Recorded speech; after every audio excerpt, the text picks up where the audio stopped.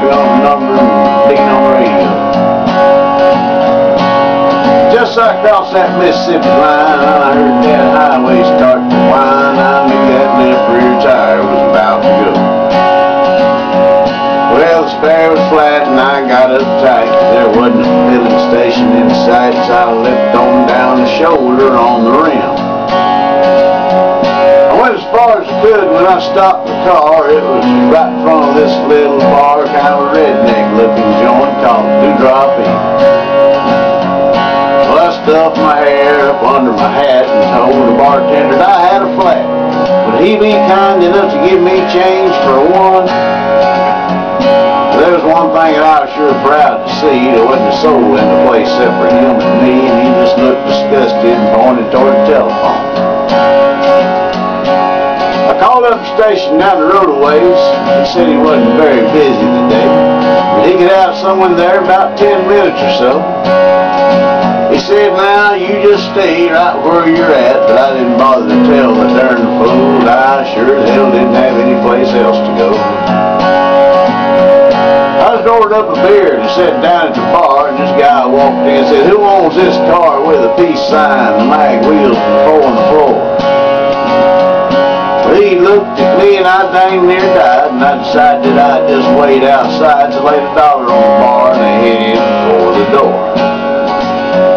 Well, I was just about to get out of my skin. These 5 big dudes come strolling in with this one old drunk chick and some fella with green teeth.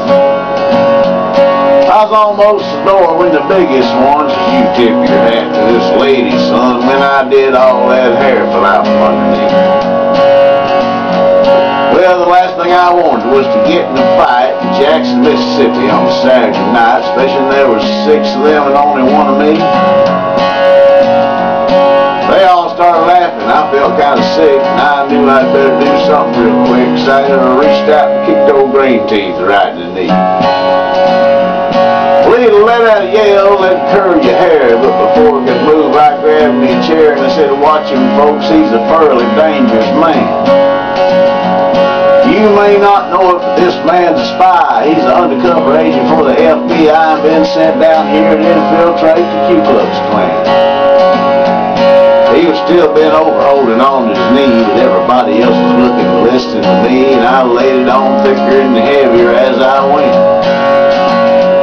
Would you believe this man has gone as far as tearing Reagan stickers off the bumper of the cars? He voted for George McGovern for president.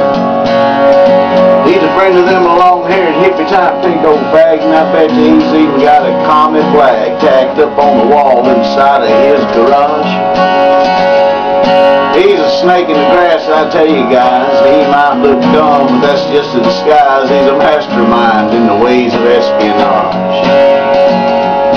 They all started looking real suspicious at him. He jumps up and said, now you wait a minute, Jim, you know he's lying. I've been living here all of my life. I'm a faithful follower of Brother John Birch, and I belong to the Antioch Baptist Church, and I ain't even got a garage. You go home and ask my wife. Then he started saying something about the way I was dressed, but I didn't stick around to hear the rest.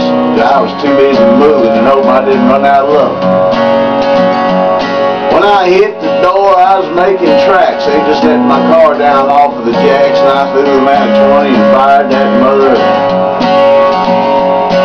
Old Richard Petty would have sure been proud of the way I was moving past that crowd coming out the door and toward me at a trot. I guess I should have went ahead and run.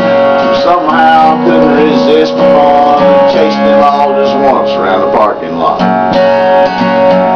They headed for the cars, but I hit the gas and spun around, headed them off at the pass while I was slinging gravel and putting a ton of dust in the air. I had them all out there stepping and fetching like their heads were on fire and their asses was catching. I figured I'd go ahead and split before the cops got there. When I hit the road, I was ready to wheel it and had the gravel flying and the rubber squealing. I didn't slow down, I was almost to Arkansas.